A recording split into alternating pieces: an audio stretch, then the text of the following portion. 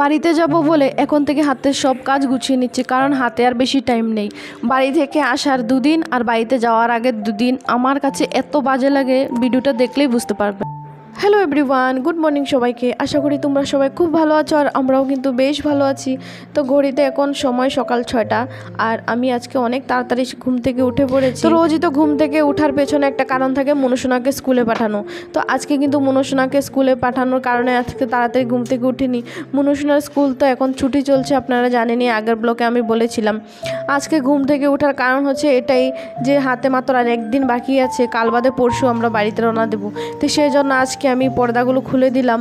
আর এছাড়া অনেক কিছু রয়েছে ঘরে, যে জিনিসগুলো ইউজ হয়েছে, যে জিনিসগুলো বাইরে খোলামেলাভাবে থাকবে, সেই সব জিনিসপত্র আমি আজকে ধুয়ে দিব সব কিছুই।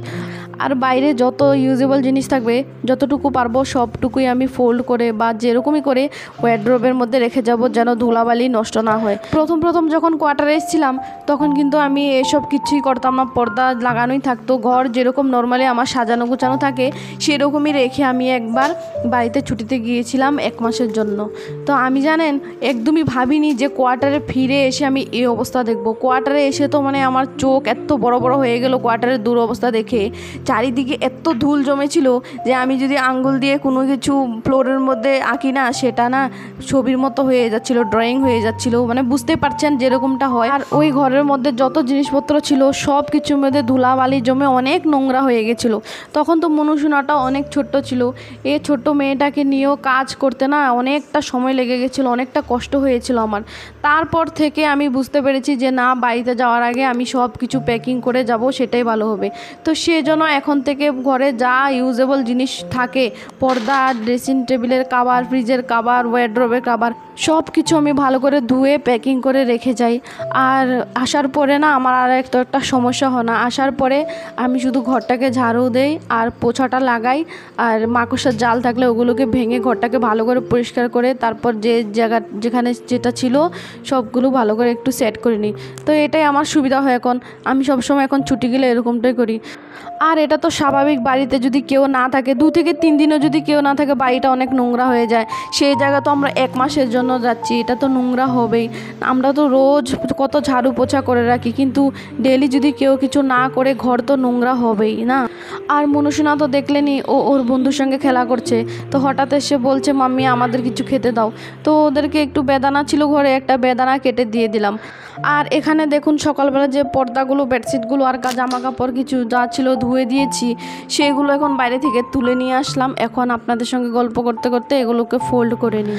আর আজকে কিন্তু ঘরের সব কিছু ধুয়ে দিইনি, কারণ একদিনে এতগুলো ধুতে পারবো না, আর বাইরে এত মেলার জায়গাও নেই। তো সেই জন্য আজকে অল্প কিছু ধুলাম, আর কালকে অল্প কিছু ধুয়ে দেবো। যে সামনে লাল পর্দাগুলো দেখা যাচ্ছে এগুলো রয়েছে, এগুলো কালকে ধুয়ে দেবো। আর বেডরুমও 2-3টা পর্দা রয়েছে, বেডশিটগুলো রয়েছে, টেবিল কাভারগুলো রয়েছে, সেগুলোও ধুয়ে দেবো। তো একদিনে এতটা হয়ে উঠবে না বলে সেই জন্য আমি অর্ধেক করেই ধুয়ে দিলাম। আজকে অর্ধেকটা ধুলাম আর বাকি কালকে অর্ধেকটা ধুয়ে দেবো, তাহলে আমার হয়ে যাবে। আর ভয়ও করে, এখন ওয়েদার চেঞ্জ হচ্ছে, কখন যে বৃষ্টি চলে আসে বা কখন যে মেঘ করে নেয় বা কখন যে কুয়াশার ভাব ধরে নেয় সেটাও বলা যায় না, কখন যে ওয়েদার চেঞ্জ হয়ে যায় সেটাও বলতে পারি না। তো সেই জন্য আমি 2 দিন আগে ধুয়ে দিলাম, আর বাকিগুলো কালকে ধুয়ে দেবো। আর ঘরটা তো সবসময় আমার গুছানো থাকে, তো পর্দাগুলো খুলে নেওয়ার পর থেকে কেমন জানি ঘরটা না একদম বাজে দেখাচ্ছে। তো আমার কাছে একদমই ভালো লাগছিল না। প্রত্যেকবারই এটা আমাকে ফেস করতে হয়, কি আর করব, এরকম তো করতে হবে, না করো আর কোনো উপায় নেই। ঘরটা একদমই ভালো লাগছিল না। আমার হাজব্যান্ড এসে বলছে ঘরটা কীরকম হয়ে গেছে, একদমই ভালো লাগছে না।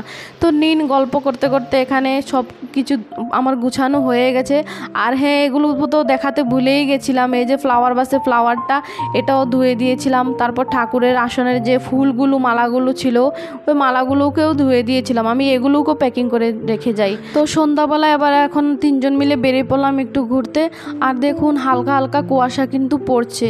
আর এখানে কিন্তু এখন রাত হলে একটু ঠান্ডা লাগে, জানেন, ওয়েদারটা কিন্তু এখন দিন দিন ঠান্ডার দিকেই যাচ্ছে, আর গরমটা কিন্তু অনেক কম হয়ে গেছে এখন।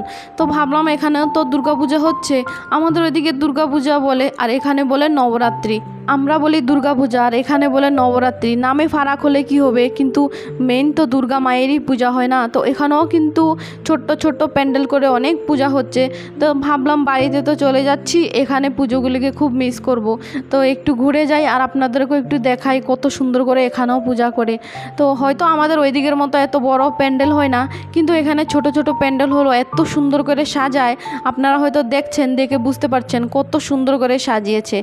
আর জানেন এখানে কিন্তু একটা জিনিস আমার খুব ভালো লাগে, দ্বাদশী থেকেই কিন্তু এখানে দুর্গা মায়ের পুজো শুরু হয়ে যায়। আর আমাদের ওইদিকে পঞ্চমী থেকে শুরু হয়। আমাদের ওইদিকে যে কেন এত লেট হয় সেটাই বুঝি না। আমাদের ওইদিকেও যদি দ্বাদশী থেকে মা দুর্গার পূজাটা শুরু হতো তাহলে আমরা আরও বেশি আনন্দ করতে পারতাম। তো এখানে যখন দ্বাদশী থেকে দুর্গা পূজাটা শুরু হয়, তো ভাবলাম এখানেই আগে মাকে দর্শন করে তারপর বাড়ির জন্য রওনা দিই। তো তাই ভাবলাম যাই একটু ঘুরে আসি, দর্শনও করে আসি। আর দেখুন তো এই গেটটা কীরকম কত সুন্দর করে সাজিয়েছে, আমার তো খুবই ভালো লাগছে আর দেখতেও খুব দারুণ লাগছিল, তাই না বলুন? আর এখানে কিন্তু কম বেশি প্রায় অধিকাংশ মানুষই নিজের ঘরে মা দুর্গাকে প্রতিষ্ঠিত করে 9 দিন পর্যন্ত পূজা করে। আর যেদিন লাস্ট দিন থাকে মানে নবমী দিন তো 9 জন কুমারী মেয়েকে নিমন্ত্রণ করে ওদের বাড়িতে যাওয়ার জন্য। সেই 9 জন মেয়েকে ওরা চরণ জল করাবে, চরণ জল করিয়ে তারপর ওদেরকে পূজা করবে, পূজা করে ভোগ লাগায়। ভোগ লাগানোর পর যার যতটুকু সামর্থ্য থাকে নিজের সামর্থ্য মতো কিছু না কিছু দান করে। তো মোট কথা হচ্ছে নবমী দিন 9 জন কুমারী মেয়েকে নিমন্ত্রণ করে ওই 9 জন কুমারী মেয়েকে দেবী হিসেবে পূজিত করা হয়। তো চলুন এখানে আরেকটা প্যান্ডেলে চলে এসেছি, তো ভেতরে যাই। দেখুন কত সুন্দর করে সাজিয়েছে, হয়তো ছোট্ট হতে পারে কিন্তু কত সুন্দর লাগছে, তাই না বলুন? আর এখানে এসে মায়ের দর্শন করতে পারিনি, তো আমরা হয়তো একটু ভুল সময়ে এসেছিলাম, মানে সন্ধ্যার পরটা দিয়ে চলে এসেছিলাম। তখন তো স্বাভাবিক পূজা হয়, সেই টাইমে চলে এসেছি, সেই জন্যই দেখুন সামনে পর্দা পড়া আছে। তবে যাই হোক, তবু মনে দুঃখ নিলাম না, কারণ অন্য জায়গায় তো মাকে দর্শন করেছি, সেই জন্য আর এত মনে কষ্ট হইল না। তো দেখুন চারিদিকে কত লাইটিং করেছে, মানে খুব ভালো লাগছে দেখতে। আর এখানে তো নবরাত্রি অনেক ধুমধাম করে মানানো হয়। নবরাত্রির সময়ে যে ডান্ডিয়া ডান্স হয়, সে ডান্ডিয়া ডান্সও হয়। গত বছর জানেন আমি আমার পড়োশিদের সঙ্গে যে দিদিরা রয়েছে ওদের সঙ্গে ডান্ডিয়া ডান্স করেছিলাম। এত মজা লাগে না ওই ডান্ডিয়া ডান্সটা করতে, অনেক দারুণ দারুণ লাগে। আমি তো ওর সঙ্গে বাইরে এসে অনেক কিছু শিখতেও পেরেছি, অনেক কিছু জানতেও পেরেছি, অনেক কিছু নিজেও উপভোগ করেছি। তো আরেকটা এখানে মন্দিরে চলে এসেছি। এই মন্দিরটাও কিন্তু দেখুন কত সুন্দর করে সাজিয়েছে। এখানে গোল গোল রিং করে লাইটগুলো কি সুন্দর লাগছে, তাই না বলুন? আমাদের ওইদিকে কিন্তু 1 কিলোমিটার দূর দূর এরকম পূজার মন্দির তৈরি করা হয়, প্যান্ডেল তৈরি করা হয়। এখানে আমি আবার অন্যরকম দেখলাম যে 1 কিলোমিটারের মধ্যে মিনিমাম 5-6টা মায়ের মন্দির তৈরি করে মায়ের পূজা চলছে। তো আমি তো দেখে অনেক অবাক হয়েছি যে এত পাশাপাশি পূজা হচ্ছে কেন। তো আমার বর বলছিল যে এখানে এরকমই হয়, এখানে এত দূর দূর হয় না আর এত বড় বড় প্যান্ডেলও হয় না, এরকমই হতে থাকে। তো লাস্টে আমি এই দুজনকে নিয়ে পুচকি সোনা দুটোকে নিয়ে চলে এসেছি একটু পার্কে, ওদের একটু খেলার ছিল। তো দেখতে পাচ্ছেন ওরা এখানে খেলা করছে একটু। তো চলুন আজকে তো অনেক গল্প করলাম, অনেক কথা বললাম। আজকের ব্লগটা এখানে শেষ করছি, আপনাদের সঙ্গে আবার দেখা হবে অন্য কোনো ব্লগে। আপনাদের ভিডিওটা কেমন লাগলো অবশ্যই কিন্তু কমেন্ট করে জানাবেন। আপনারা ভালো থাকবেন, সুস্থ থাকবেন, টাটা।